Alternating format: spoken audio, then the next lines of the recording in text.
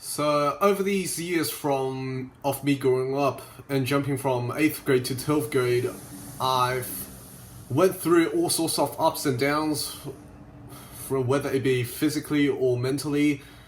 and I definitely think a lot of that development came from a greater understanding of the world due to more frequent socializing, improved attention span, and the severe addiction of mine I've never really wanted to talk about since it made my life a living hell and brings back all sorts of haunting memories from when I was at the peak of my illness. I'm of course talking about my porn addiction that I had during my younger high school years. And I've heard of what porn is before, but I never even thought of touching porn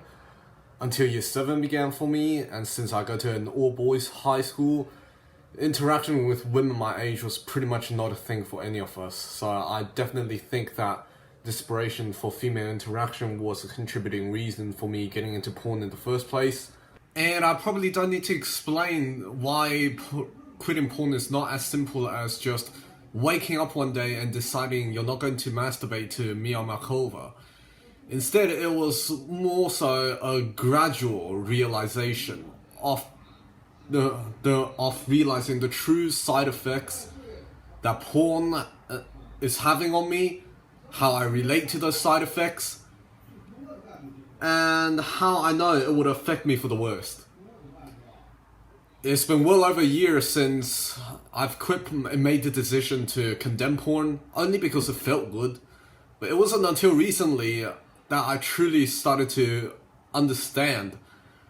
the knowledge that would have made quitting my porn addiction a lot easier than it otherwise was. Because porn relies on you being hooked onto it, only to be desensitized after a decent amount of time, which then makes you crave more explicit content to be sensitized again. It's a vicious cycle that the porn executives are fully aware of, and since it's designed to be entertaining, certain porn-exclusive features that are absent in real sex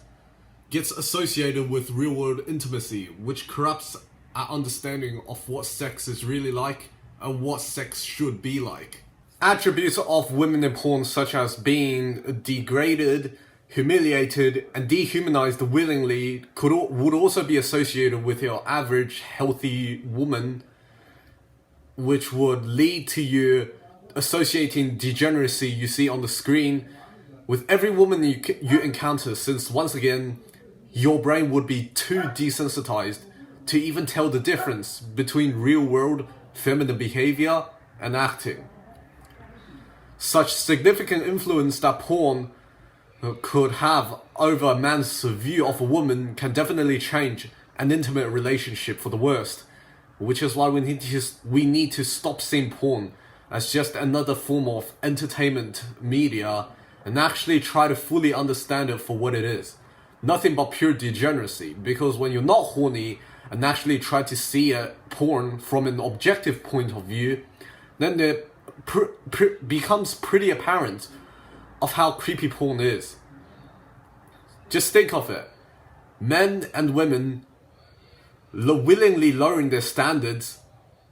on screen for a bunch of basement dwellers in front of their semen-drenched monitors and keyboard,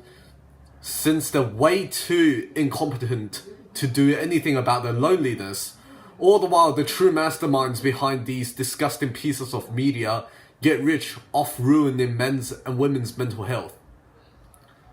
Now, I'm not sure how porn addiction affects fellow women out there, since I'm a man talking about a man's struggle with porn, although it's probably nothing good either.